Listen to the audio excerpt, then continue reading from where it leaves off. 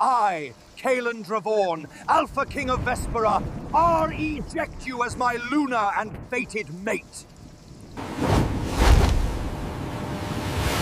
Chapter 1: The City That Never Was. Inverlithen did not exist on any map drawn by human hands. It was a scar in the fabric of reality, a sanctuary stitched together from the lost corners of the world. Here the sun never fully rose, leaving the city suspended in a permanent, bruised twilight.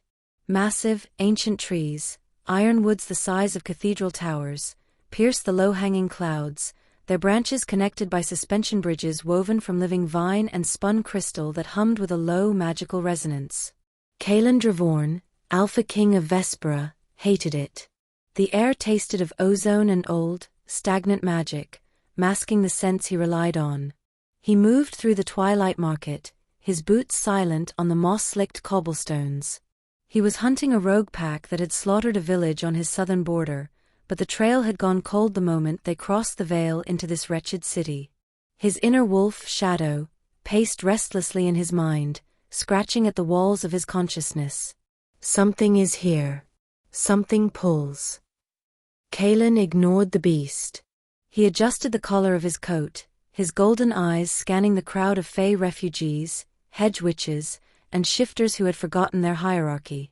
He was a predator in a garden of prey, and the locals gave him a wide berth. Then, the wind shifted. It cut through the scent of roasting chestnuts and damp earth, a fragrance so sharp, so impossibly familiar, that Caelan stopped dead in the middle of the street. Moonflower. Winter rain. Ozone. His heart hammered a violent rhythm against his ribs. It was a ghost's scent. A memory buried 3 years ago beneath the churning waters of the Razor Sea. Mine. Shadow snarled, lunging against Caelan's control. Mate. Alive. Impossible. Caelan rasped.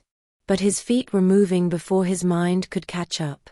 He abandoned the rogue trail, following the invisible thread of scent through the winding, gravity-defying architecture of the Tree City. He climbed a spiraling staircase carved into the bark of a massive oak, his breath coming in short, jagged gasps. The scent led him to a modest apothecary shop nestled in a hollow of the trunk. The windows were made of thick, warped glass, glowing with the warmth of a hearth fire inside. Caelan stepped out of the shadows and looked through the pane. The world tilted on its axis. She was there. Leora. She stood behind a wooden counter, her silver-white hair, the mark of the Fenwin bloodline he had been told was weak, tied back in a severe braid. She wore a simple tunic of rough linen, stained with green sap.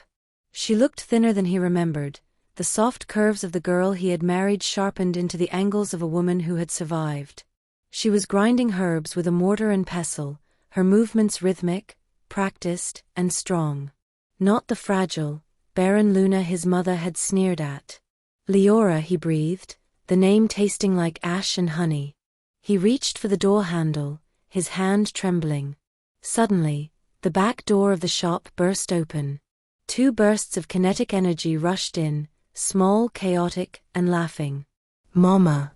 Mama, look. Caelan froze. 2 boys. Identical. Perhaps 2 years old. They had Leora's silver-white hair, messy and windblown.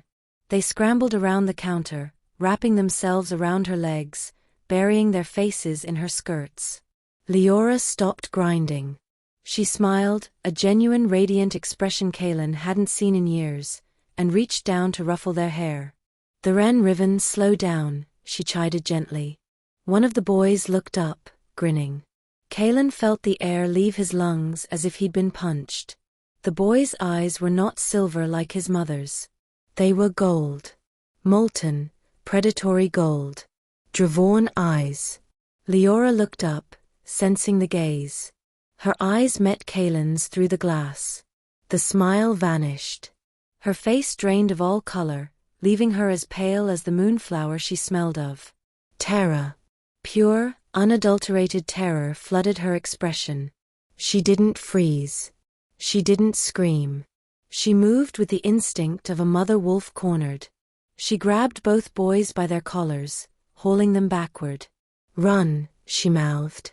Kaelin roared, the sound tearing from his throat as he shattered the glass of the door, his alpha dominance flooding the small shop. "Leora." She didn't look back. She shoved the confused boys toward the back wall. She raised a hand, her fingers twisting in a complex sigil Kaelin had never seen a wolf perform. "No." Kaelin lunged over the counter, scattering jars of dried herbs. The air behind Leora rippled, tearing open like a wound in the fabric of the world. A portal. Forbidden, unstable magic. She shoved the boys through it, then turned to look at him one last time. Her eyes weren't filled with the love she used to hold for him. They were filled with a hatred so cold it burned. "Stay away from us," she snarled. Her eyes flashed, not with the submission of a wolf, but with a blinding silver light that threw Kaelin backward. She stepped backward into the void. The portal snapped shut with the sound of a thunderclap, leaving Kaelin grasping at empty air. Silence rushed back into the shop, heavy and suffocating. Leora. He was alone. The scent of her was fading, replaced by the ozone of the teleportation magic. He stood there, chest heaving, his mind fracturing under the weight of the impossible. She was alive. She had magic. She had children. Kaelin looked down at the floor, where the boys had been standing.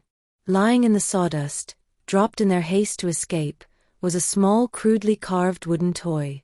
A wolf. Kaelin fell to his knees and picked it up.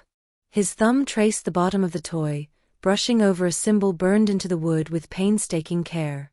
It was a crest. A crescent moon bisected by a sword. The royal crest of House Dravorn. A sound tore from Kaelin's throat, half laugh, half sob. His mother's voice echoed in his memory, dripping with poison. "The defective Luna is dead. Let her stay buried." Kaelin gripped the toy until the wood groaned. "You lied," he whispered to the empty room, the realization turning his shock into a cold, murderous resolve. "You all lied." Chapter 2: The Betrayal. Part 1. 3 years ago. The kingdom of Vespera was carved from obsidian and ice, a fortress of sharp peaks and sharper politics. It was a place where strength was the only currency that mattered, and weakness was a death sentence.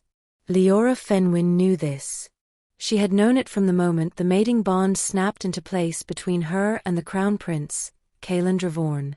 She was of the Fenwin line, ancient, yes, but destitute. A family of healers and scholars in a kingdom of warriors. She was soft silver in a world of hard iron. To survive, she had become perfect. She wore the Luna's crown, a heavy, intricate circlet of white gold and moonstones, as if it weighed nothing. She memorized the lineage of every noble house. She spent her days in the infirmary, her hands glowing with the faint, soothing light of her healing magic, stitching up warriors who looked at her with reverence. They called her the Moon's Grace. They loved her. But love did not fill a nursery. The silence of the royal wing was deafening. It was a physical weight that pressed against Leora's chest every time she walked past the empty room prepared for an heir that never came. 3 years of teas, of tinctures, of prayers to the moon goddess. 3 years of monthly disappointments that felt like funerals. And with every month, the ice in Queen Dowager Miral's eyes grew colder. "A Luna who cannot provide an heir is no Luna at all," Miral had whispered over tea just that morning, the clink of china sounding like a gavel strike. "You are a barren ornament, Leora. Pretty to look at, but ultimately useless to the pack." Leora had kept her head high, her spine rigid. "The goddess chooses the time, your majesty." "The goddess helps those who are strong enough to bear her gifts," Miral had countered, her gaze dropping pointedly to Leora's flat stomach. Perhaps the bond was a mistake. A trick of the light. That night, the doubt seeped into the royal chambers. Kaelin stood by the balcony, staring out at the snow-capped peaks of the Razor Mountains. He was magnificent, a predator in royal velvet, but the warmth that usually radiated from their bond felt muted. Dampened. "Kaelin." Leora touched his arm. He flinched. It was small, barely a tremor, but it shattered her heart. Mother says the council is restless, Kaelin said, his voice rough. They worry about the succession. The beta line is strong. Ours is halting. We are young, Leora pleaded, pressing her cheek against his shoulder, trying to ignite the spark that usually flared between them. It will happen. Will it? He turned to her, his golden eyes searching hers, not with love, but with a clinical assessment she had never seen before. It has been 3 years, Leora. The healers say there is no reason. No cause. Unless. Unless what?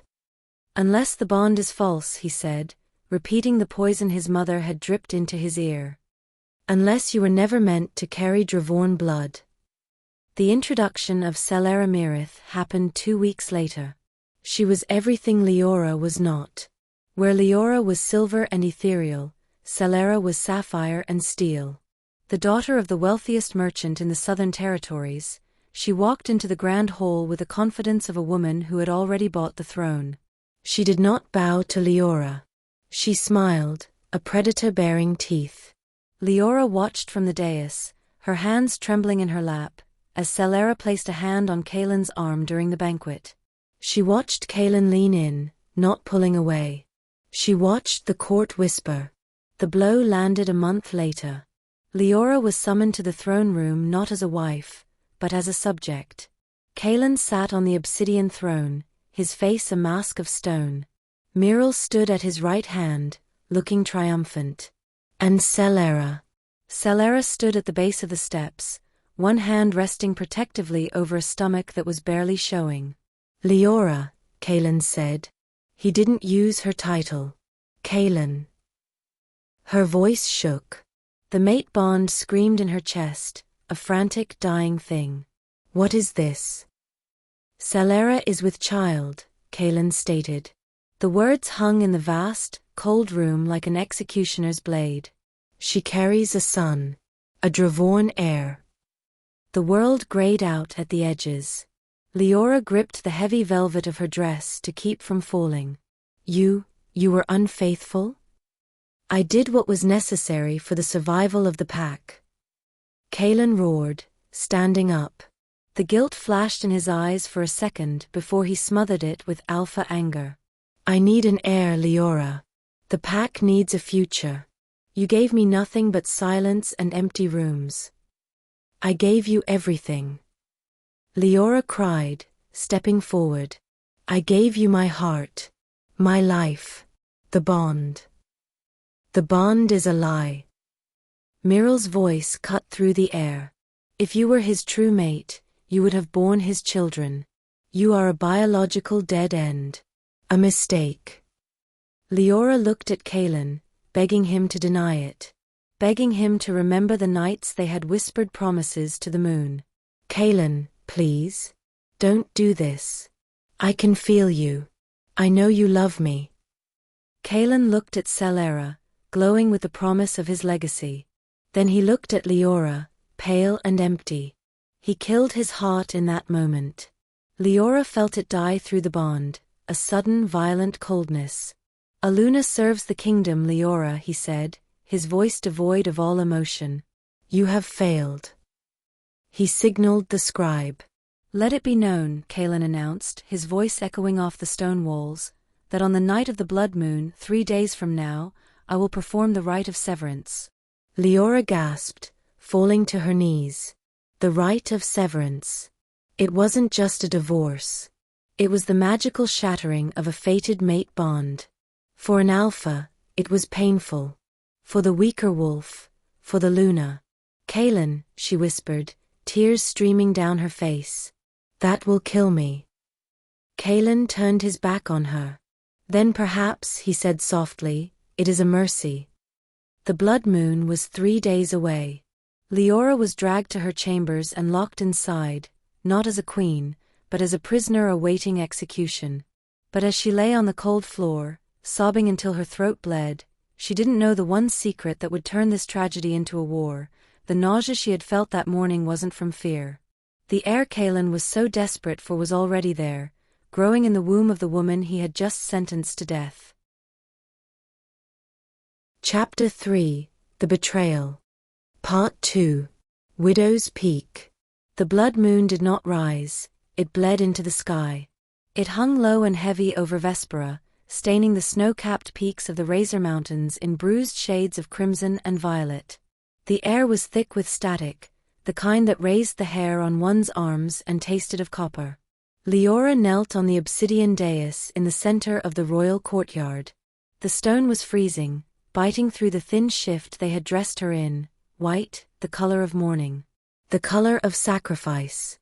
Thousands of wolves surrounded the dais, a sea of silent, watching eyes. They had cheered for her wedding 3 years ago. Now, they watched her execution with the same breathless anticipation.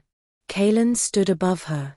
The red moonlight caught the sharp planes of his face, turning him into a stranger carved from bloody marble. He did not look at her. He looked past her, toward the future he was buying with her life. Beside the throne, Queen Dowager Myril watched with the impassive stillness of a viper coiling. Celera was absent, resting for the sake of the heir, but her presence hung over the platform like a shroud. Leora Fenwin, Kaelin's voice boomed, amplified by Alpha Command. It resonated in Leora's bones, vibrating against the mate bond that still pulsed, terrified and weak, in her chest. You have failed your kingdom. You have failed your Alpha. The bond between us has become a blight. Leora tried to speak, to beg one last time, but the Alpha Command sealed her throat. She could only stare up at him, tears freezing on her cheeks. I love you, she screamed silently. Don't do this. Kaelin drew a breath that shuddered, just once. Then, he spoke the ancient words. I, Kaelin Dravorn, Alpha King of Vespera, reject you, Leora Fenwin, as my Luna and fated mate. The world went silent. Then, the sound of a universe snapping. It didn't start as pain. It started as an absence. A violent, sudden hollowness where her soul used to be. The golden thread that connected her to Kaelin turned black, then shattered. Leora screamed. It was a sound that tore the throat, a primal keen of agony that made the gathered wolves flinch and whine, clamping their hands over their ears. It felt as though a serrated blade was being dragged down the center of her chest, sawing through bone and spirit. She collapsed onto the obsidian, blood streaming from her nose, her ears, her eyes. The pain was absolute. It was the end. She waited for the darkness to take her. She waited for her heart to stop. But it didn't. Instead of death, a spark ignited deep within her marrow. It started in her blood, a burning, freezing sensation that rushed through her veins like liquid mercury. The ancient Fenwin blood, dormant for generations, woke up screaming. She's not dying, a guard muttered, stepping back. Leora gasped, her back arching. Her eyes snapped open, and they were no longer brown. They were molten, blinding silver. A shockwave of pure energy exploded from her body. Boom. The guards nearest to her were thrown backward, skidding across the stone. The dais cracked beneath her small frame. Silver light, cold and terrifying as starlight, poured from her skin, swirling around her in a protective cyclone. Kaelin stumbled back, shielding his eyes. What is this? Myril stepped forward, her face draining of color. The triumph in her eyes vanished, replaced by a dawn of horrific realization. She's awakening, the Queen Dowager whispered, the words trembling. True Luna. The prophecy. She turned to the captain of the guard, her voice rising to a shriek. Get her out. Now. Before she fully turns. To the peak. The guards hesitated, terrified of the silver fire, but the Queen's Alpha Command forced them forward. They grabbed Leora, their armored gloves burning on her glowing skin. Leora was barely conscious, floating in a sea of silver agony. She felt herself being dragged, her bare feet scraping over rough stone, leaving a trail of blood and silver sparks. They didn't take her back to the cells. They dragged her to the edge of the courtyard, to the jagged promontory that jutted out over the churning black waters of the Razor Sea. Widow's Peak, where rejected Lunas went to die. The wind here was a hurricane, screaming off the ocean. The drop was 300 feet into water so cold it killed in minutes, filled with rocks that tore bodies to shreds. They hauled her to the edge. Myrrel marched up to her, grabbing a fistful of Leora's hair, yanking her head back. The queen's face was inches from hers, twisted into a mask of hate. "You were never supposed to survive," Myrrel hissed, her voice audible only to Leora over the roar of the wind. "Your bloodline should have rotted in the gutter. If you speak of what awakened in you tonight, if you try to come back, I will burn the Fenwin name from history. I will kill your parents. I will kill your sisters. I will kill everyone you have ever loved." Through the haze of pain, clarity struck Leora like lightning. Myrrel knew. She had always known. This wasn't about an heir. This was about power. "You." Leora rasped, blood bubbling on her lips. "You feared me." "I feared what you are," Myrrel spat. She shoved Leora backward. "Goodbye, little abomination." Leora's heels slipped on the icy stone. She looked past the queen, past the guards. She saw Kaelin standing in the distance, his back turned, his head bowed. He wasn't watching. He had already mourned her and moved on. "He abandoned me," the voice in her head whispered. "They all did. She didn't let them push her." Leora stepped back. Gravity took her. The wind roared in her ears, stealing her breath. The black water rushed up to meet her, the jagged teeth of the rocks waiting to feed. The Luna's crown slipped from her head, tumbling into the void, a glittering symbol of the life she was leaving behind. She was falling toward death. But the silver fire in her blood was still singing. As the spray of the ocean hit her face, Leora closed her eyes. She reached for the ancient magic her grandmother had whispered to her as a child, a bedtime story she had thought was a myth. A spell for the desperate. A spell for the end. Blood of the Fenwin, she thought, pouring every ounce of her remaining life force into the words. "Hide me where death cannot find me. Cloak me in shadow until the debt is paid." The water rushed up. Just before her body hit the surface, a blinding sphere of silver light erupted from her chest, hardening into a cocoon of pure energy.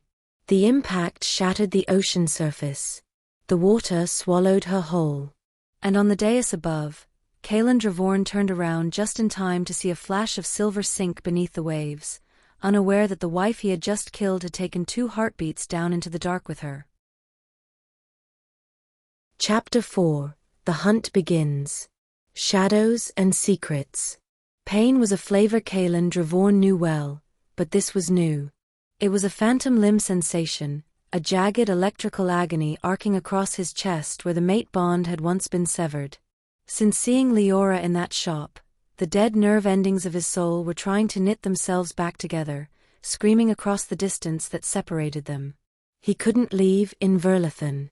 He had tried to cross the veil back to Vespera to summon his guard, but his inner wolf shadow had slammed him into the dirt, paralyzed, howling a single command: find her. Now, Kaelin stalked the twilight market like a wounded animal. The city that never was hummed around him, the ticking of clockwork beetles scurrying over mossy cobblestones, the hiss of steam from the alchemical vents in the great ironwood trees, the cloying scent of ozone and desperate magic. He grabbed a fey merchant by his lapels, lifting him off the ground. "Where did she go?" Kaelin snarled, his eyes bleeding from gold to alpha red. "I don't know who you mean, my lord," the fey squeaked. "The woman with silver hair," Kaelin roared. "The healer. Where does she hide?" "The Silver Widow?" A rasping voice came from the shadows. Kaelin dropped the fey and spun around. An old she-wolf, her fur gray and matted, sat on a crate of pickled roots. She looked at him with eyes that had seen too many winters. "You seek the Silver Widow," the crone said, her voice like grinding stones. "She heals the forgotten in the Shadow District. But she is not the woman you knew, Alpha King." Pain changes the shape of a soul. And she has learned to sharpen hers into a weapon. Where? Kaelin demanded. The crone pointed a gnarled finger toward the lower levels, where the roots of the city plunged into eternal darkness. Deep roots. Where the light doesn't touch. But be warned, pup. A mother wolf protects her den with teeth, not tears. Deep in the Shadow District, inside a safe house carved into the hollow of a petrified root, Leora Fenwin was packing. Her hands shook as she shoved dried herbs, a change of clothes, and a pouch of coins into a worn leather satchel. The air in the room was stale, heavy with the scent of fear. He found us, she whispered to herself. He actually found us. Leora, calm down. Corwin Mulrath, a rogue wolf with a scar traversing his left eye, leaned against the heavy wooden door. He had been her only friend in this exile, the one who pulled her from the ocean's edge when she washed up half-drowned. You're leaking pheromones. You're terrifying the boys. Leora froze and looked at the corner of the room. The wren and Riven sat on a rag rug. They weren't crying. They were watching the door. At 2 years old, they were small for their age, but in this moment, they looked terrifyingly ancient. Their tiny bodies were rigid, vibrating with tension. A low guttural growl, too deep for human toddlers, rumbled in their chests. Their eyes, identical pools of Dravorn gold, glowed in the dim light. Bad man, Riven whispered, his baby teeth looking sharper than they should. He's coming, the wren added, his little fists clenched. Leora dropped the bag and rushed to them, scooping them into her arms. The contact broke their trance. The growling stopped, replaced by soft whimpers as they buried their faces in her neck. He can't take you, she fiercely promised, kissing their silver-white hair. I won't let him. If he saw them, Leora. Corwin warned softly. He saw their eyes. He knows they are his. Alpha kings don't abandon their heirs. He will tear this city apart to get to them. He already abandoned them once. Leora snapped, turning on Corwin. He threw them away before they even took a breath. Did he? Corwin asked. Or did he throw you away? Leora froze. He didn't know, Corwin said gently. You told me yourself. You didn't show until you were a month into recovery. It doesn't matter, Leora said, her voice hardening. His mother knew. She tried to kill us. If Kaelin takes them back to Vespera, Myril will finish the job. We have to move. Now. Kaelin didn't go straight to the Shadow District. The mate bond was pulling him there, a hook in his gut, but his mind was snagged on something else. The timeline. He stood in the doorway of a rundown clinic on the edge of the market, the place the old crone had mentioned as the Silver Widow's first sanctuary. The healer, a nervous man with ink-stained fingers, cowered behind his desk. Kaelin slammed a heavy bag of gold onto the wood. The woman. Silver hair. She came here 3 years ago. Washed up from the sea. Yes, the healer stammered. The survivor. A miracle she lived. Broken ribs, hypothermia, drowned lungs. Tell me everything, Kaelin commanded. The healer pulled a dusty ledger from a shelf, flipping through pages with shaking hands. Here. Entry 402. Unknown female. Found on the drift banks. He scanned the notes, then hesitated. He looked up at Kaelin, fear in his eyes. Read it, Kaelin growled. Patient arrived critical, the healer read, his voice trembling. Stabilized with high-level magic. Treatment complicated by pregnancy. The world stopped. The noise of the market outside faded into a high-pitched ring in Kaelin's ears. What? She was pregnant, my lord, the healer whispered. Approximately 3 weeks along. 2 heartbeats. Faint, but there. We had to be very careful with the healing spells to not stop them. Kaelin staggered back, hitting the wall. The air left the room. 3 weeks. When he had stood on that dais, when he had spoken the words of rejection, when he had watched the guards drag her to the cliff, she was carrying his sons. And his mother, who had access to the royal physicians, who watched Leora like a hawk, Myrrel had to have known. The nausea Leora had complained of that final week. The fatigue. His mother hadn't just executed a defective Luna. She had tried to murder his unborn children. Kaelin looked at his hands. They were shaking. The rage that rose in him was not the hot fire of battle, it was the cold, suffocating darkness of the void. She carried them, Kaelin whispered, the realization shattering him. She survived the fall, the sea, the rejection, and she saved them. He turned toward the door, toward the Shadow District. He wasn't hunting a rogue anymore. He was hunting for forgiveness he knew he didn't deserve. Wait, the healer called out, sensing the shift in the Alpha's aura. My lord, where are you going? Kaelin didn't look back. His voice was a promise of violence. I'm going to meet my sons. Chapter 5. The Confrontation. The Shadow District lay beneath the great canopy of Inverlithen, a tangled underworld of petrified roots and bioluminescent moss. Here, the air was thick and humid, smelling of damp earth and desperation. Lanterns hung from gnarled branches, casting long skeletal shadows that seemed to grab at Leora's ankles as she ran. She wove through the crowded night market, her heart hammering a frantic rhythm against her ribs. She had sent Corwin ahead with the Wren and Riven, giving him the location of a smuggler's portal 3 levels down. Just keep moving, she told herself. Buy them time. But the air around her was changing. The static charge of the storm was building, making the hair on her arms stand up. It wasn't the weather. It was the pull. The severed mate bond, a jagged scar across her soul for 3 years, suddenly flared hot and angry. It was trying to reknit, snapping like a live wire seeking a ground. Leora gasped, stumbling as a wave of physical pain washed over her.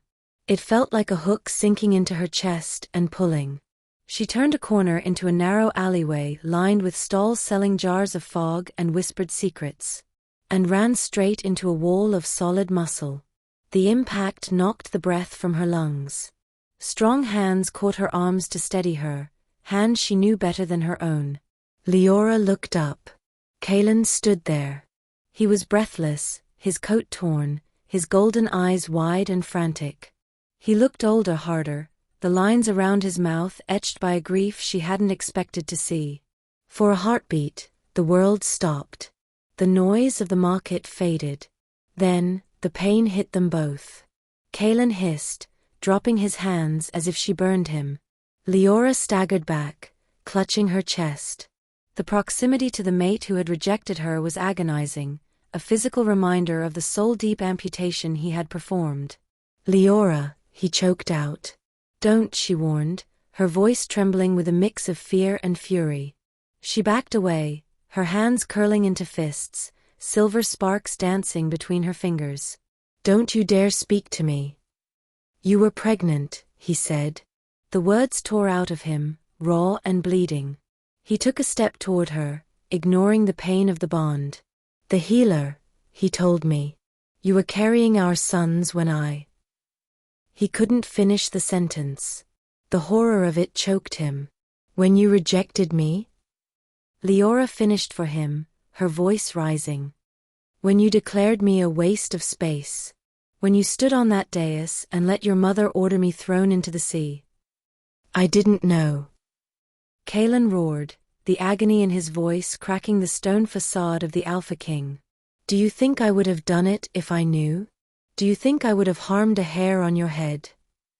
You didn't want to know. Leora screamed back. The market went silent. Passers-by scattered, sensing the lethal energy radiating from the pair. Leora stepped forward, her fear burning away into a cold, diamond-hard rage. You were so desperate for your legacy, Kaelin. So obsessed with your first heir that you didn't look at me. You didn't smell the change in me. You were too busy staring at Solara's stomach. Kaelin flinched. Solara gave me. Celera gave you lies. Leora cut him off, her laughter bitter and sharp. You think I don't have eyes in Vespera? You think I don't know exactly when your heir was born? Kaelin stopped. What are you saying? I'm saying she was never pregnant 3 years ago, Leora hissed. She faked a miscarriage the week after I died. She blamed the stress. She blamed the drama. And you, in your grief and guilt, you comforted her. You waited. And when she finally did get pregnant a year later, you called it a miracle. Kaelin stared at her, the blood draining from his face. That's impossible. The royal physicians are on your mother's payroll, Leora spat. Just like the ones who told you I was barren. Kaelin staggered back, hitting the rough bark of the alley wall. The truth hit him like a physical blow, crumbling the foundation of the reality he had lived in for 3 years. He had killed his true mate for a lie. He had mourned a child that never existed while his real sons were growing up in exile. I have to fix this, Kaelin stammered, reaching out a hand. Leora, please. The boys. They're mine. I can protect them. I can. You can't even protect yourself from your own mother. Leora's power exploded. It wasn't the soft, healing light of the moon's grace. It was a blinding, concussive wave of silver fire that cracked the cobblestones beneath her feet. The shadows of the alley were obliterated by the brilliance of a true Luna fully awakened. Kaelin was thrown to his knees by the sheer pressure of it. His alpha wolf, usually so dominant, whined and bowed its head in submission. This was power older than kings. Leora stood over him, her hair floating in the updraft of her own magic, her eyes glowing like twin stars. I am what your mother feared I'd become, she said, her voice echoing with the resonance of the pack bond she could command at will. I am the Fenwin bloodline returned. And my sons, our sons, carry power that terrifies her. That is why we ran. Not from the world, Kaelin. From you. Kaelin looked up at her, all warring with devastation. Leora. Go back to your plastic throne, she commanded. Go back to your liar of a wife. Leave us be. She turned to leave, the silver light pulsing around her. I'm afraid, a cold, cultured voice interrupted from the shadows at the end of the alley, that I cannot allow that. Leora froze. The silver light flickered. Kaelin scrambled to his feet, spinning around. Stepping out of the darkness, flanked by 6 elite royal guards in Vesperan armor, was Queen Dowager Myril. She wore a heavy cloak hood, but her face was visible, pale, imperious, and twisted with a cruel satisfaction. She held a jagged dagger in one hand, the blade coated in a dark, viscous liquid that smelled of death. Hello, Leora, Myril purred, signaling her guards to block the exit. It seems we have unfinished business. Chapter 6: The Secret Bloodline. The Truth of the Fenwin Line. The alleyway in the Shadow District felt suddenly airless, as if the darkness itself were holding its breath. The only light came from the bioluminescent moss clinging to the petrified roots overhead, casting the royal guards in ghostly, sickly green. Kaelin stepped in front of Leora, a reflex born of instinct rather than thought. His alpha growl rumbled deep in his chest, vibrating against the damp stone walls. Mother. Stand down. Queen Dowager Myril did not flinch. She stood flanked by her elite killers, the wolfsbane-tipped dagger gleaming in her hand like a sliver of frozen night. She looked at her son not with love, but with the annoyance one might show a disobedient pet. Move aside, Kaelin, Myril commanded, her voice smooth and terrible. You have been compromised by sentiment. You cannot see the rot spreading in your own kingdom. Rot. Leora stepped out from behind Kaelin, her fear calcifying into diamond-hard fury. You tried to murder me because I was inconvenient. Because I couldn't give you a trophy heir. Don't be naive, Myril sneered. She took a step forward, the heels of her boots clicking on the cobblestones. I didn't order your death because you were barren, Leora. I ordered it because of what runs in your veins. Kaelin froze. What are you talking about? Myrrel gestured to Leora with the tip of the dagger. Look at her, Kaelin. Really look at her. The silver hair. The resistance to Alpha command. The way the magic of this wretched city bends to her. Did you never wonder why the Fenwin line was kept in poverty? Why we erased their history from the archives? Leora felt a chill that had nothing to do with the wind. My family were healers. Your family were rulers, Myrrel hissed. Before the Alphas seized absolute power, there were the true Lunas. Wolves born not to serve an Alpha, but to command the very soul of the pack. They could break blood oaths. They could override a king's order. They were dangerous chaos. The Queen Dowager's eyes burned with fanaticism. I tested your blood before the wedding. I knew what you carried. I thought 3 years of barrenness meant the line had finally died out in you. But then... She curled her lip. Then you survived the rejection. You didn't just survive, you awakened. Kaelin turned to look at Leora, seeing the silver light pulsing beneath her skin with new understanding. You knew, Kaelin whispered, the betrayal sounding like tearing metal. You knew she was powerful. You knew she was, this. I knew she was a threat to the Dravorn dynasty. Myrrel snapped. If she fully ascends, Kaelin, she doesn't need you. She doesn't need a mate. She could claim the pack for herself. And if she has sons... Myrrel's gaze darted to the shadows where Corwin had taken the boys. If those abominations carry both the Alpha dominance and the true Luna's spirit, they will be unstoppable. They will end us. They are my sons. Kaelin roared, the sound shaking the moss from the ceiling. They are weapons pointed at your throat, Myrrel countered coldly. And I am here to disarm them.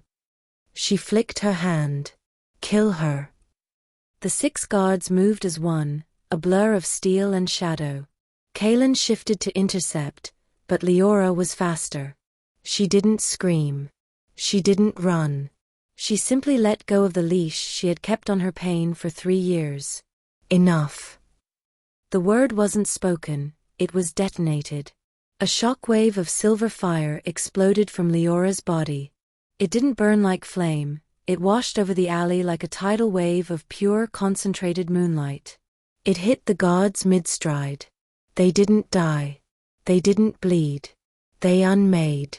The silver light stripped away their wolf spirits, forcing them out of their shifts, locking their bones into human form. Their armor grew heavy, crushing them to the cobblestones.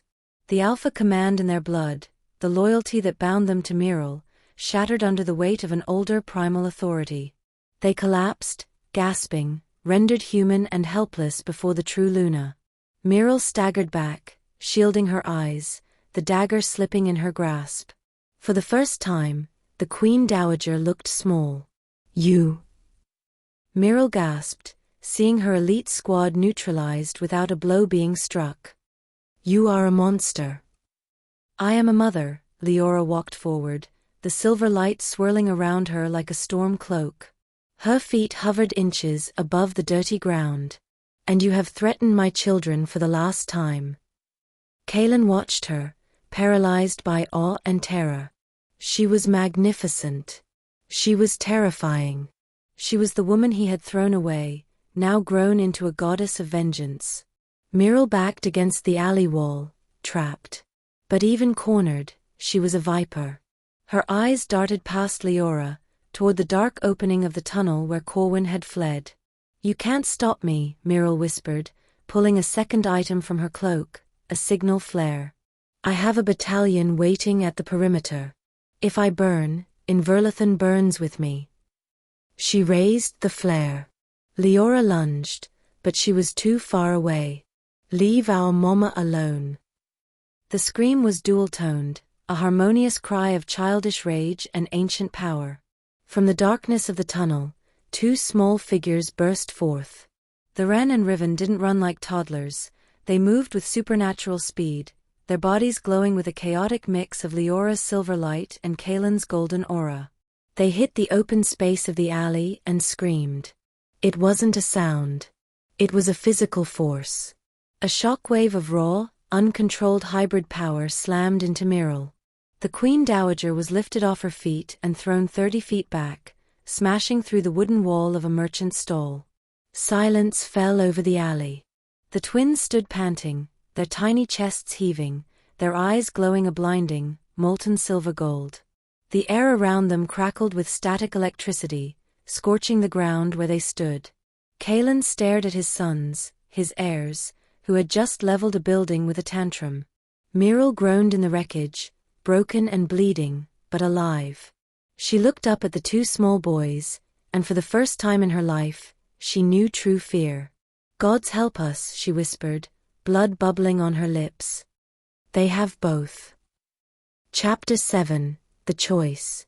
Whose side are you on? The silence that followed the twins' scream was heavy, suffocating, and tasted of ozone. The Wren and Riven stood amidst the smoking cobblestones, their tiny chests heaving.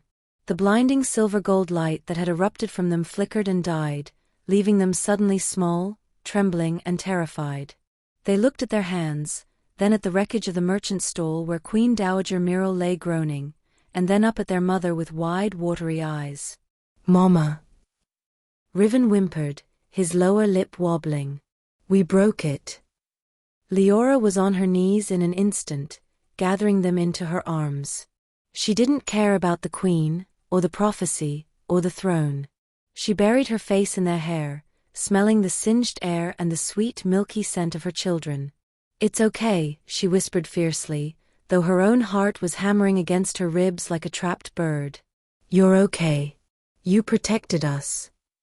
But the night was not done with them. From the mouth of the tunnel and the rooftops above, shadows detached themselves. Not shadows, wolves. Dozens of them. The battalion Myril had threatened materialized, their armor glinting in the low lantern light. Crossbows were leveled. Swords were drawn. Myril dragged herself out of the splintered wood. Her velvet cloak was shredded, her face bloodied and gray with dust, but her eyes burned with the madness of a cornered viper. "Do you see?" Myril shrieked, pointing a shaking finger at the huddled family. "They are unstable. They are weapons. Kill them. Kill them all before they bring the mountain down on us." The soldiers hesitated. To attack a true Luna was blasphemy. To attack children was cowardice. But the alpha command of a Queen Dowager was a hook in their brains, pulling them forward. Bolts clicked into grooves. Leora looked up, her silver eyes flaring again. She was exhausted, her reserves drained by the earlier blast, but she would burn her very soul to ash before she let a single arrow touch her sons. She prepared to die. Then, the world went dark. A figure stepped between Leora and the army. He didn't shift. He didn't draw a weapon. He simply stood there, expanding his presence until it filled the alleyway, a wall of pure, crushing alpha dominance that brought the wind itself to a standstill. Kaelin Dravorn spread his arms, shielding the wife he had rejected and the sons he had just met. Stand down. The command didn't come from his throat, it came from the earth. It was the voice of the king, absolute and undeniable. The soldiers froze. The wolves whined, dropping to their bellies. Even the air seemed to solidify. Myril staggered to her feet, clutching her ribs. You defy me? For her? She is a threat to your throne, Kaelin. She will destroy the Dravorn legacy. You are the threat, Mother, Kaelin said, his voice terrifyingly quiet. He didn't look back at Leora, but she felt the wave of his protectiveness wash over her, not through the bond, but through the sheer force of his will. You lied to me. You tried to murder my mate. You tried to murder my children. I did what had to be done. Myril spat. And I am trying to save you now. Celera carries your true heir. A legitimate son who won't tear the kingdom apart with wild magic. If you acknowledge these bastards, you invite civil war. The High Council will never accept a discarded Luna's brood over a chosen mate's son. Leora stood up, holding a boy on each hip. Her fear had crystallized into diamond-hard resolve. Then let them try to stop me, she said, her voice ringing clear. I don't need their acceptance. I have power they can only dream of. No, Kaelin said sharply. He turned to face her. For the first time, he wasn't looking at her with shock or guilt. He was looking at her with a desperation that stripped him bare. No war, Kaelin said roughly. Not for them. He gestured to the terrified boys clinging to Leora's neck. Look at them, Leora. They aren't soldiers. They're babies. You want to burn Vespera to the ground? Fine. But don't use our sons as the match. Leora's silver fire dimmed. He was right. And she hated him for it. You have no right to tell me what to do, she hissed. You lost that right when you broke our bond. I know, Kaelin stepped closer, ignoring the warning growl that rumbled in Leora's throat. He stopped inches from her, close enough that she could smell the scent of pine and remorse that still haunted her dreams. I know I lost the right to be your husband. I lost the right to be your alpha. I destroyed everything good in my life because I was too weak to question the lies I was fed. He looked at Theran, then Riven. The boys stared back with his eyes, golden, wide, and judging. Kaelin fell to his knees in the dirt. I can't undo the past, he whispered, his voice cracking. I can't fix the bond one broke. But please, Leora, don't punish them for my sins. They haven't lost the right to know their father. Leora stared down at him.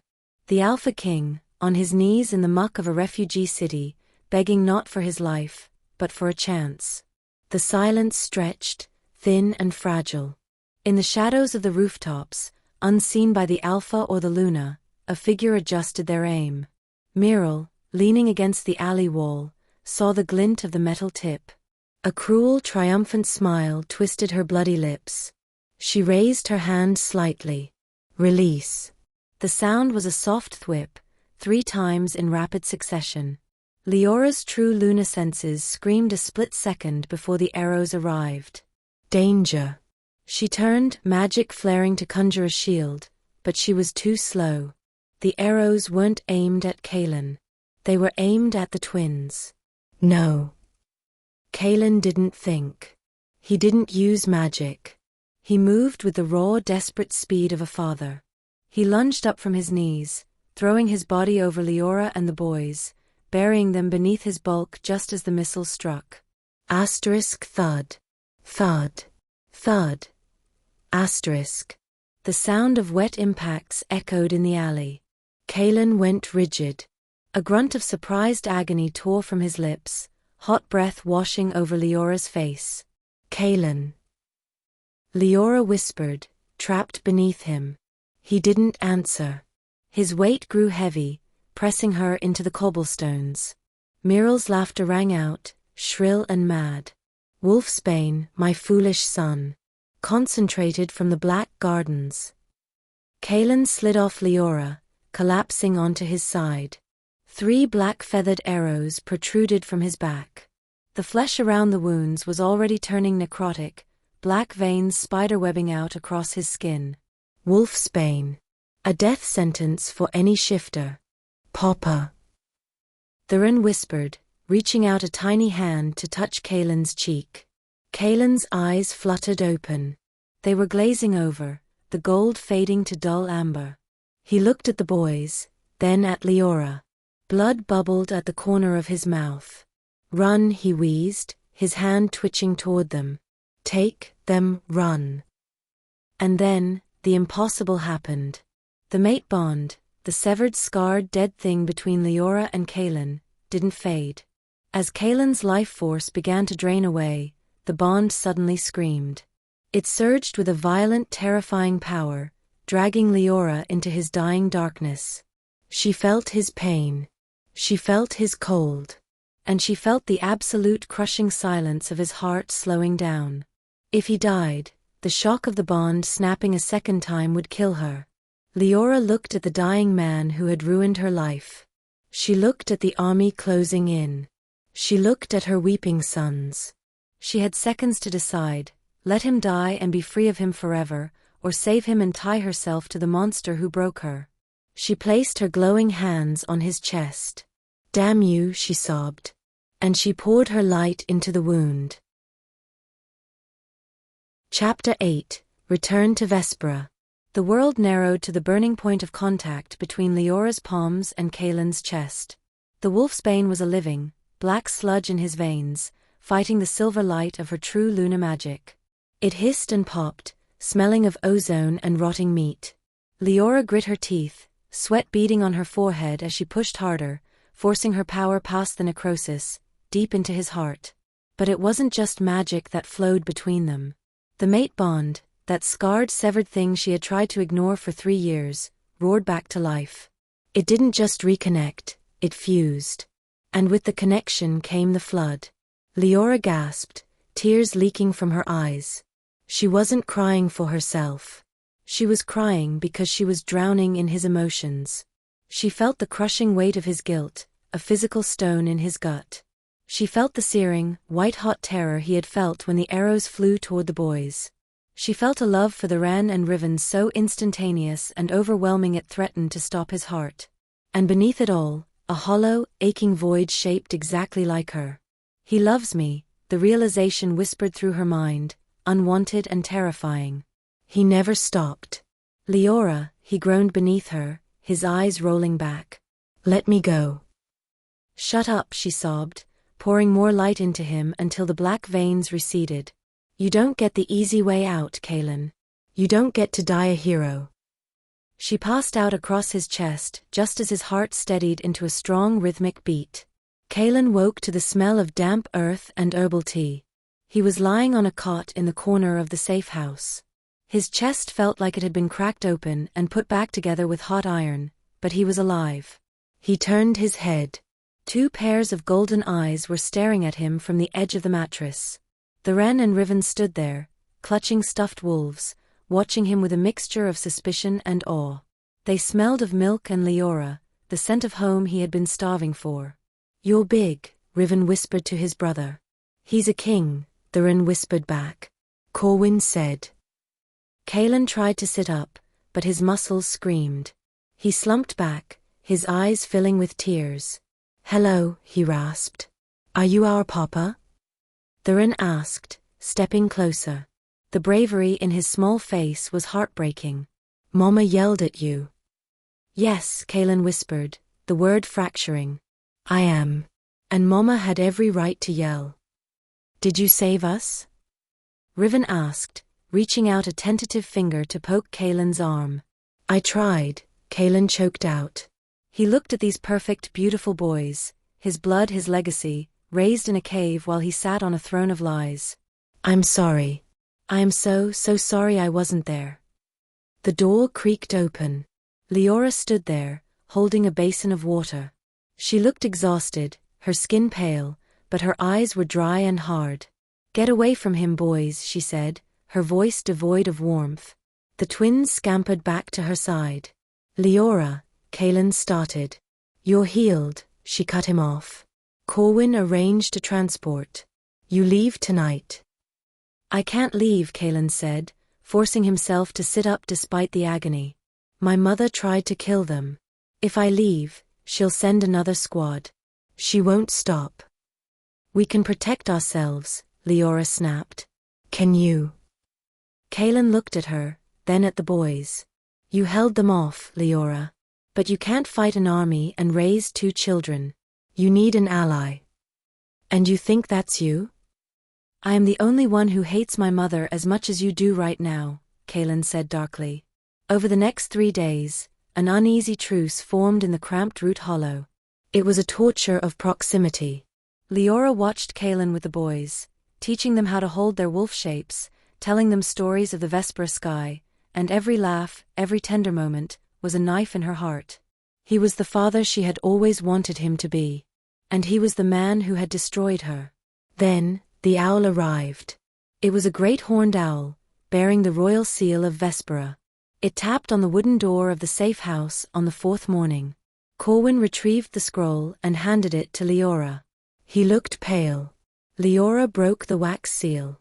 As she read, the temperature in the room dropped 10 degrees. "What is it?" Kaelin asked, sensing the spike in her pheromones. Leora threw the heavy parchment at him. Kaelin caught it. Written in gold ink, on vellum that cost more than this entire district, were the words, "*The Kingdom of Wolves cordially invites all subjects to witness the celebration of the first heir. Join us at the Blood Moon Gala for the official presentation of Alpha King Kaelin Dravorn's son and chosen successor. It was signed by Queen Dowager Myril." Kaelin crushed the scroll in his fist, his growls shaking the dust from the ceiling. "I didn't approve this. She's doing it without me." "Of course she is," Leora said, her voice trembling with rage.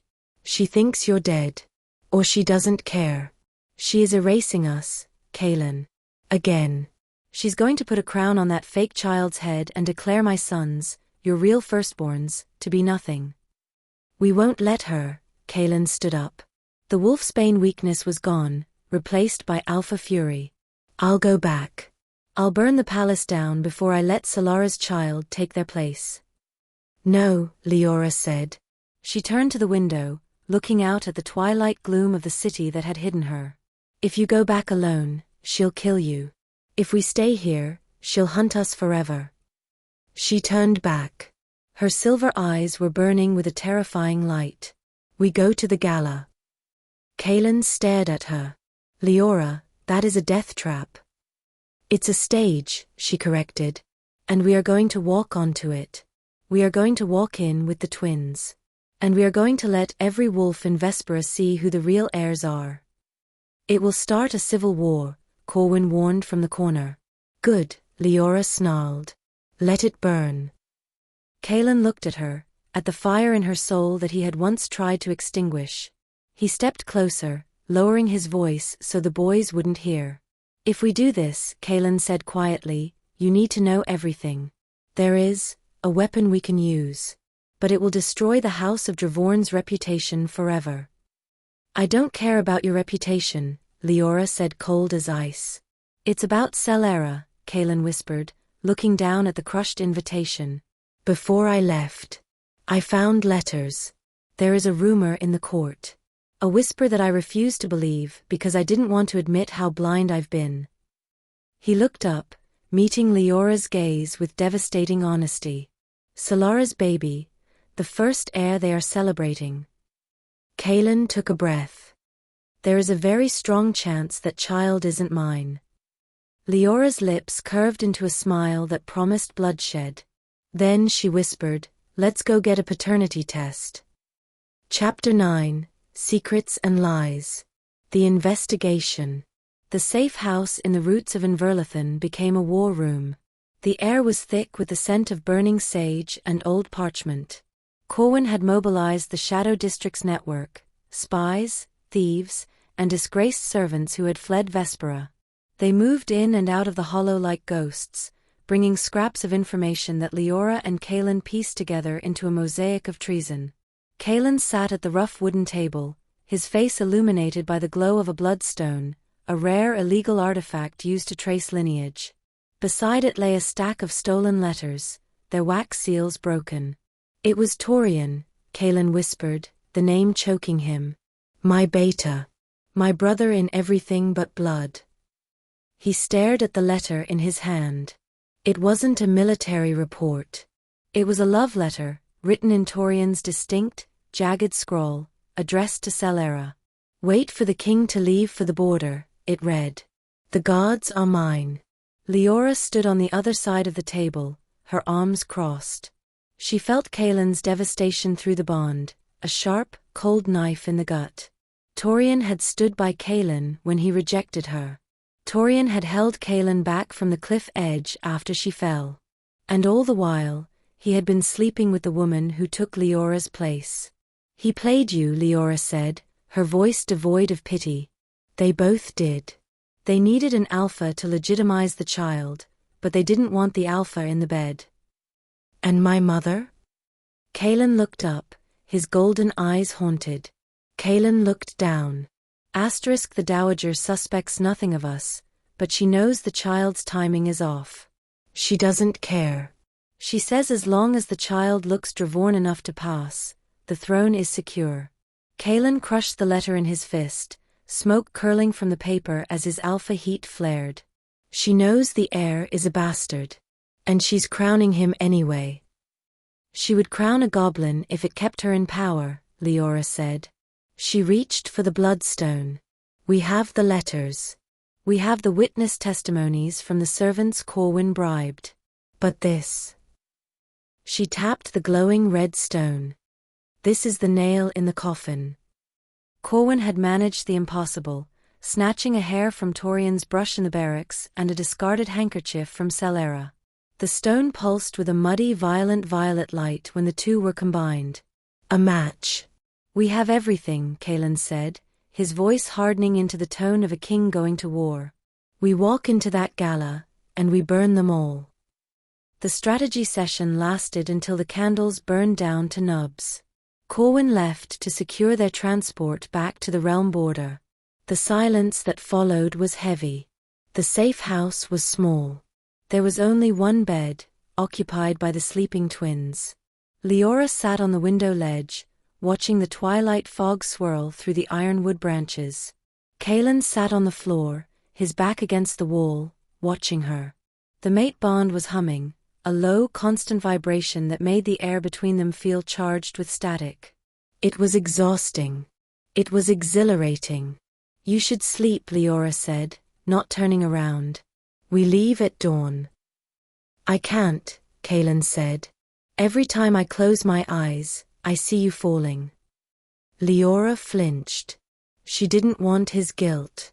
She wanted his absence. But the bond betrayed her. She could feel the genuine gnawing rot of his remorse. It wasn't a performance. He was drowning in it. I know I don't deserve forgiveness, Kaelin said softly into the gloom. I know I destroyed the best thing the goddess ever gave me. But Leora, I need you to know one thing. Before we go back. Before hell breaks loose. He stood up and walked toward her. He didn't touch her, but the heat of him radiated across the small space. I never stopped loving you, he whispered. Even when I broke the bond. Even when I thought I was doing my duty. It felt like I was carving out my own heart. Leora turned to face him. Her silver eyes were wet, shining in the dim light. You chose your duty, Kaelin. You chose your legacy over me. I was a fool, he rasped. I was a coward. Yes, she agreed. You were. But the bond, it's still there. Stronger than before. Can you feel it?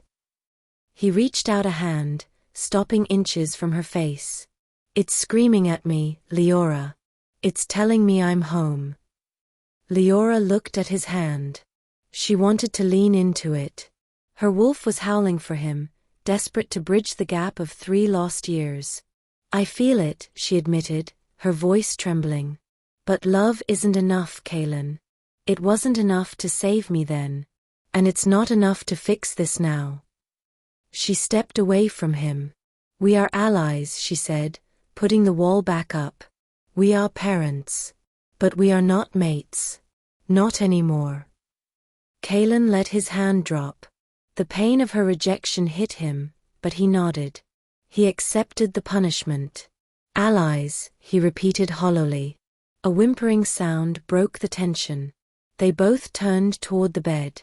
The wren was thrashing in his sleep, the sheets tangled around his small legs. No. No. Mama.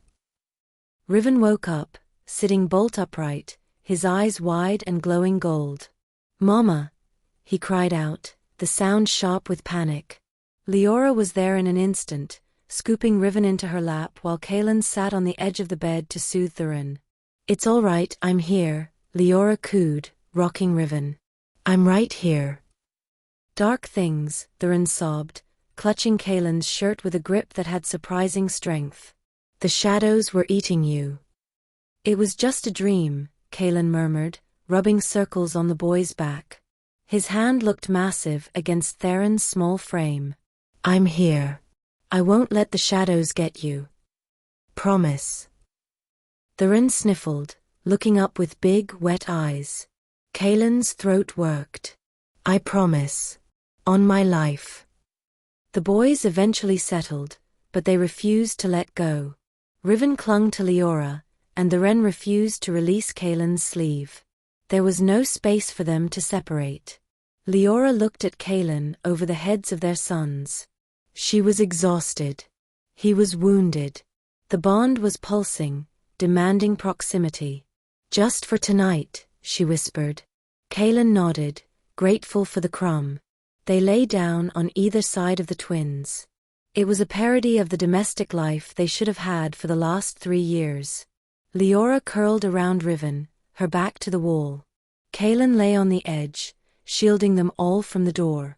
In the darkness, their hands brushed over the tangle of small limbs.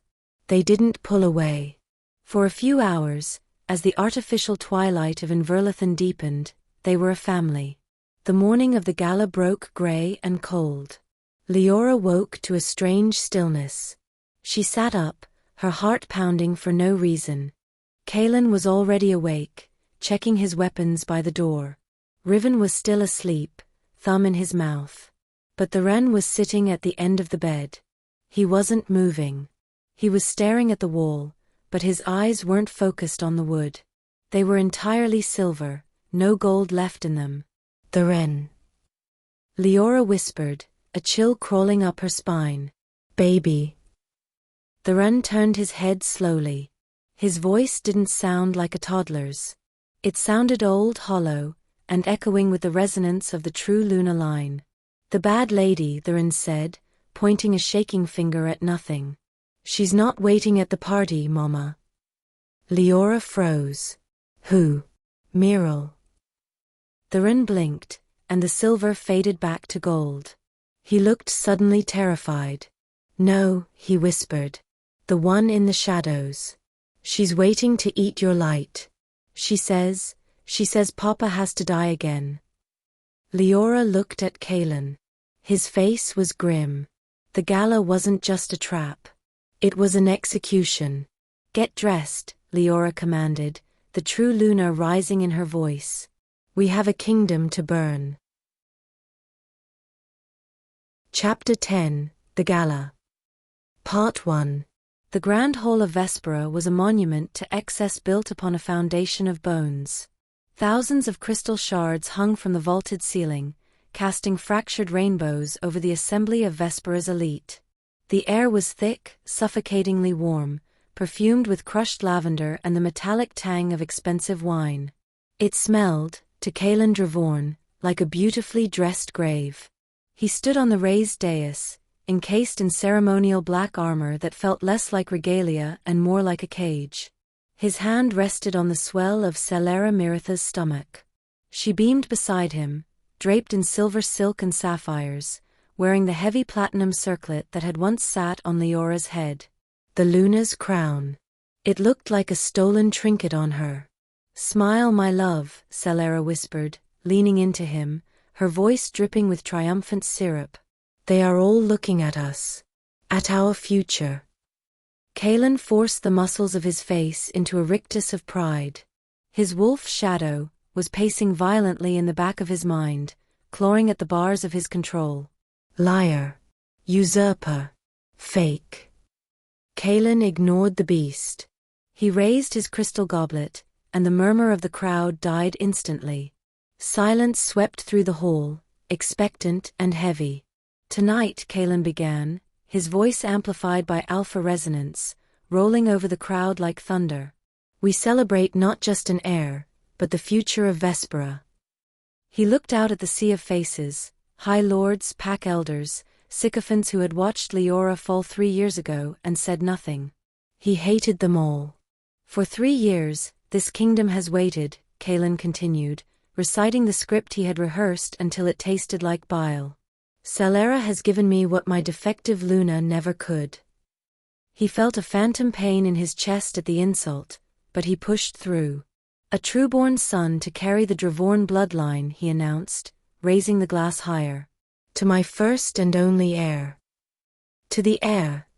The crowd roared back. Crystal clinked against crystal. Celera preened, placing a hand over her heart in false modesty. Queen Dowager Miral, standing in the shadows of the throne, smiled the thin, cold smile of a viper that had finally swallowed its prey. And then, the world cracked open. Boom. The massive oak doors at the far end of the hall didn't just open, they were blasted inward with a force that shook the chandeliers. The heavy wood groaned and slammed against the stone walls, the sound echoing like a cannon shot. The music died. The applause strangled in 1,000 throats. A silence fell that was deeper and colder than the grave. In the gaping maw of the doorway, a figure stood silhouetted against the pale light of the rising moon. She did not look like a ghost. She looked like a queen of the deep dark. Leora Fenwin stepped over the threshold. She wore a gown of midnight blue velvet that seemed to absorb the candlelight, shimmering with threads of silver that moved like constellations across the fabric. Her silver-white hair, no longer bound in the braid of a healer, cascaded down her back in a wild, shining river, the unmistakable mark of the ancient Fenwin bloodline. But it was not her beauty that made the alphas in the room shrink back. It was the pressure. A wave of pure, unadulterated power rolled off her, heavier than gravity. It was the aura of a true Luna, ancient and commanding, forcing necks to bare and knees to bend. And she was not alone. Flanking her were 2 small boys, dressed in miniature formal tunics bearing the Dravorn crest.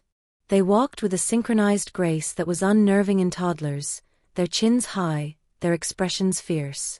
Their eyes burned in the dim hall, 2 pairs of molten predatory gold. Kaelin's goblet slipped from his numb fingers. Smash! The sound of shattering glass on marble was the only noise in the cavernous room. Leora walked forward. The crowd parted instantly, terrified nobles scrambling back to create a wide path down the center of the hall. She moved with a fluid, lethal grace, her eyes locked on the dais. She stopped 10 feet from the throne. Kaelin stared at her, playing his part, letting the shock on his face mirror the genuine terror of the court. Leora, he breathed, his voice carrying in the dead silence. You're alive. Leora tilted her head. Her smile was a jagged shard of ice. Disappointed, Kaelin? Her voice was soft, yet it reached the furthest corners of the gallery without effort. Did you forget to check if I was actually dead? Or were you simply too busy celebrating your replacement?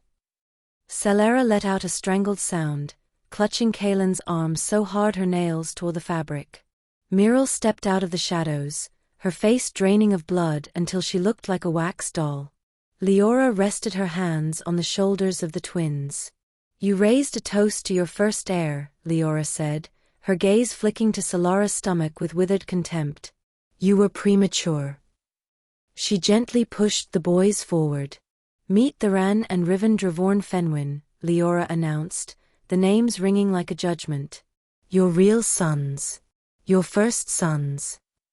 She looked straight into Kaelin's eyes, and for a moment, the mask slipped, revealing the ocean of pain beneath the anger.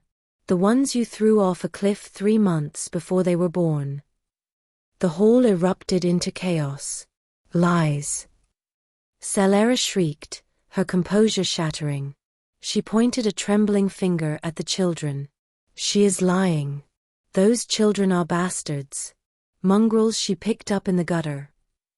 These children, Leora cut her off, her voice dropping an octave, resonating with true Luna power that made the stained glass vibrate, carry the blood of the Alpha King and the true Luna, which makes them more legitimate than whatever lie you are carrying in that womb.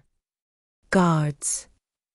Miral screamed, stepping forward, her voice shrill with panic. Seize her. She is a witch. She is using dark magic to deceive the king. Kill her. Kill the abominations. The royal guard, confused but bound by the dowager's command, drew their swords and surged forward from the edges of the room. Leora didn't move. She didn't raise a hand. She just looked down at her sons. The Wren and Riven looked at the rushing soldiers. They looked at the Queen Dowager screaming for their death. They looked at their mother, standing tall and unafraid. And they got angry. "You hurt our mama," Riven whispered, his voice echoing with a strange harmonic distortion. "That was bad," the Wren finished.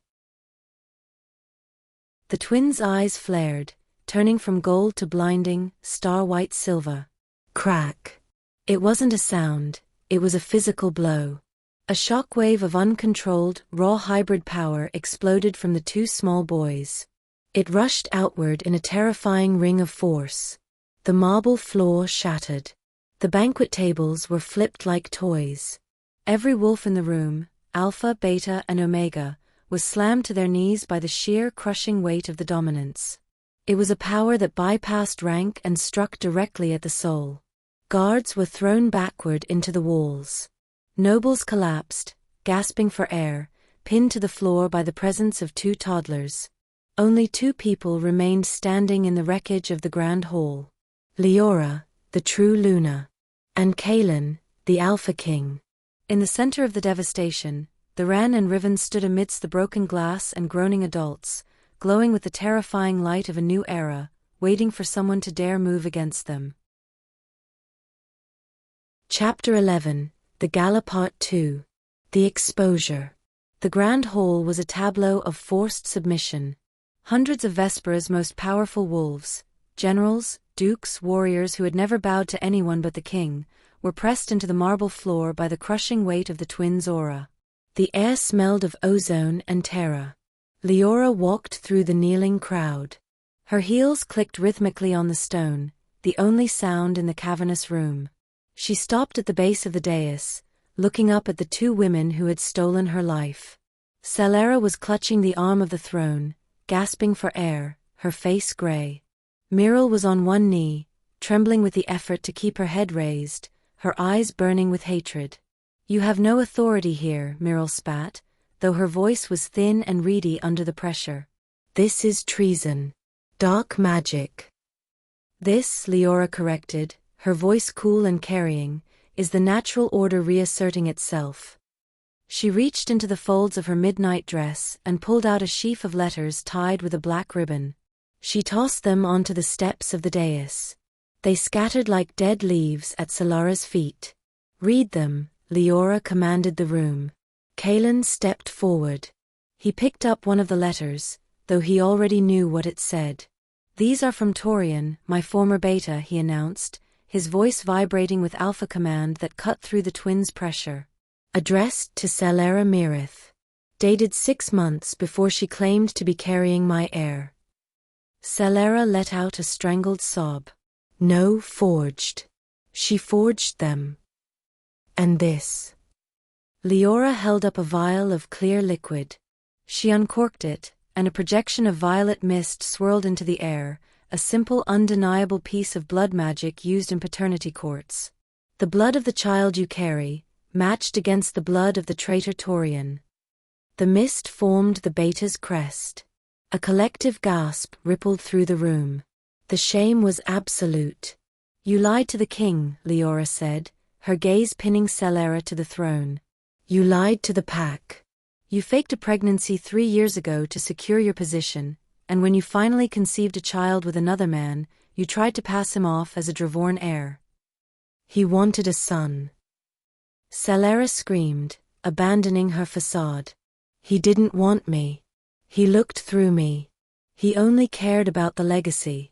I gave him what he wanted." "You gave him a fraud," Leora said coldly. "He wanted a womb, not a mate. And you were willing to sell your soul to wear a crown that never fit you." Salara collapsed, weeping into her hands. Leora turned her attention to the Queen Dowager. The air around Leora darkened, the shadows stretching toward Myril like accusatory fingers. "But Salara is just a symptom," Leora said. "You are the disease, Myril." "I protected this family." Myril hissed, struggling to stand. "I did what was necessary." "You attempted genocide," Leora's voice dropped, resonating with the ancient law. "You identified the Fenwin bloodline, the true Lunaline, and you systematically tried to erase it. You bribed the healers to declare me barren. You orchestrated the rejection. And when that wasn't enough. Leora pointed to the twins, who were watching with glowing, solemn eyes. You ordered your guards to throw me off Widow's Peak while I was carrying the king's children. The horror in the room was palpable. To kill an enemy was one thing, to murder unborn pups of the Alpha line was a crime beyond redemption. You are too weak to judge me, Myril sneered, desperate bravado masking her fear. You are a discard. A failure. But I am not. Kaelin stepped down from the dais. He walked past his weeping mistress and his raging mother. He stopped in front of Leora. He unclasped the heavy black cloak of the Alpha King and let it fall to the floor. Then, slowly, deliberately, he removed the iron crown from his head. Kaelin Dravorn sank to his knees before his discarded wife.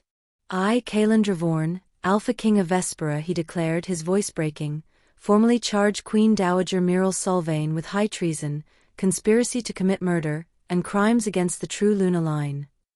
Myril screamed in incoherent rage. And, Kaelin continued, looking up at Leora with eyes full of tears, I charge myself with willful blindness. I failed my mate. I failed my pups. I failed my pack. He held out the crown to her. The throne should be yours, Leora. The boys are the true heirs. I renounce my claim. Take it. Rule them. Leora looked at the crown. It was the symbol of everything that had hurt her. I don't want your throne, Kaelin, she said softly. I want justice. And I want an apology you can never fully give. She reached out, intending to pull him to his feet. Movement. In the periphery of her vision, a flash of silver. Celera had stopped crying. Her eyes were empty, dead things. She had pulled a hairpin from her intricate coiffure, a long wicked stiletto blade coated in a dark viscous oil. She wasn't looking at Kaelin. She was looking at the twins. If I can't have the crown. Celera whispered, no one can. She lunged. No. Leora screamed, magic flaring, but she was drained, too slow. But Kaelin was already moving. He didn't shift. He didn't shout. He simply launched himself from his knees, throwing his body across the gap between the dais and his sons. He caught Celera in mid-air, wrapping his arms around her to shield the boys. Squelch. The sound of the blade finding meat was sickeningly loud. Kaelin went rigid. He gasped a wet, rattling sound, as Celera drove the pin deep into his shoulder, aiming for the heart but missing by inches. Wolfsbane. Celera shrieked, laughing maniacally as guards finally rushed her, tackling her to the ground. Concentrated. He's dead. He's dead. Kaelin collapsed onto the marble floor, black veins instantly spiderwebbing from the wound in his neck. Papa. Thurin screamed. Leora fell to her knees beside him, her hands hovering over the wound. And then it happened. The mate bond, the one that had been severed, scarred, and tentatively stitched back together, didn't just hum. It detonated. With Kaelin's life hanging by a thread, the bond snapped fully, violently back into place. It was no longer the fragile connection of their youth. It was a forged chain of iron and starlight, unbreakable and overwhelming. Leora gasped as the connection slammed into her soul. She felt him. She felt his love, vast and terrifying. She felt his regret. And she felt his life slipping away into the cold dark. Kaelin, she screamed, pressing her glowing hands to the necrotic wound. Don't you dare. Don't you dare leave me again. His eyes fluttered open, glazing over with death. He looked at her, and then past her, to the terrified faces of the Wren and Riven. Safe, he whispered, blood bubbling on his lips. They are safe. His head lolled back. The bond went silent. Chapter 12. The New Beginning. The silence of the bond didn't last. Leora refused to let it. She pinned Kaelin to the marble floor of the grand hall, her hands glowing with a light so intense it hurt to look at.